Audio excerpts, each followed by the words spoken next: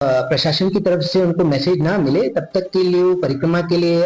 प्रस्थान ना करें, तथा खास करके जो बुजुर्ग तथा बच्चे अथवा कोई बीमार ऐसे परिक्रमार्थी हो वो इस परिक्रमा में आना टाले, ताकि उनको किसी भी प्रकार की असुविधा का सामना न करना पड़े। અમે તંત્રને પણ રજૂઆત કરી છે કે અંદરની જે ગુજનાની અંદરની જે પરિસ્થિતિ છે એ પરિસ્થિતિથી પ્રજાને અને અન્નક્ષેત્રોને વાકેફ કરે, જેથી કરી આપણે નિર્ણય લઈ શકીએ। એક વખત ફરીથી હું આપણે બધાને જણાવું છું કે આપણે પરિક્રમાર્થીઓને જમાડવા માટે આવતા હોઈએ છીએ, એક સેવાના ભાવથી આવતા હોઈએ છીએ। ત્યારે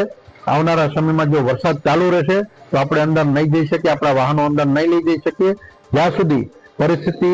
વ્યવસ્થિત નથી થતી અને તમારા દ્વારા એ પરિસ્થિતિનું મૂલ્યાંકન નથી થતું ત્યાં સુધી કોઈ પણ નવો નિર્ણય ન કરે। હવે આ પરિસ્થિતિ જ્યારે છે જેમાં ચાલવું તો મુશ્કેલ બનતું હોય તો આપના મારફતે મારે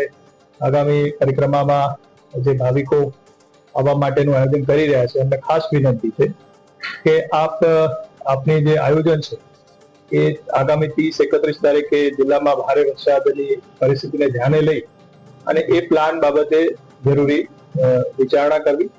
અને આ પરિસ્થિતિ છે ભારે વરસાદની એ ધ્યાને લઈ અને જરૂરી આયોજન કરવું।